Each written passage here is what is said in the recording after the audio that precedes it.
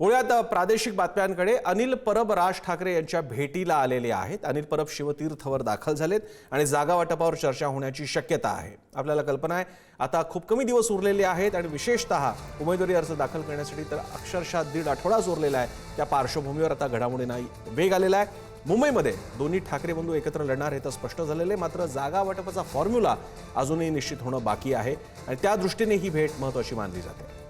श्रेयस सावंत आपले प्रतिनिधी अधिक माहिती देत आहेत। श्रेयस,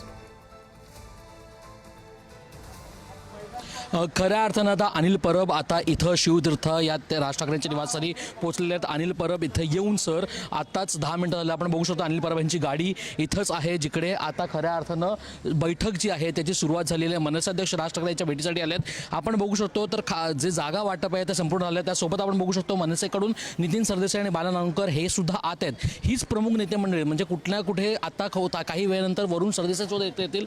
अनिल परब, वरुण सरदेसाई शिवसेनेकडून आणि मनसे बाला नांदुरकर आणि नितीन सरदेसाई हे एकत्रित बैठक केली। ती बैठक काल शेवटची बैठक पार पडली आणि आज कुठल्याही क्षणी ठाकरे बंधू जर एकत्र येत आहेत तर एकत्र कसे येतील, प्रेस कॉन्फरन्स निमित्ताने येतील की एकत्र मेळावा घेतील, या सगळ्याबद्दलच्या चर्चा आज या शिवतीर्थ ठिकाणी होणार आहेत। असं पण प्रश्न सांगण्यात येत आहे की कुठे ना कुठे उद्धव ठाकरे आणि ठाकरे बंधूंमध्ये पण एक मोठी चर्चा होऊ शकते, मोठी बैठक होऊ शकते आणि त्याकडे सगळ्यांची लक्ष लागलेलं आहे। मात्र आपण पुन्हा एकदा बघूया शिवतीर्थ या निवासस्थानी अनेक घडामोडी आता सुरुवात झालेली आहे। तुम्ही जसं म्हणताय की आता ऐन 27 दिवस उरले, 27 दिवस हातात असताना आता कोणत्या गोष्टी करणार आहेत।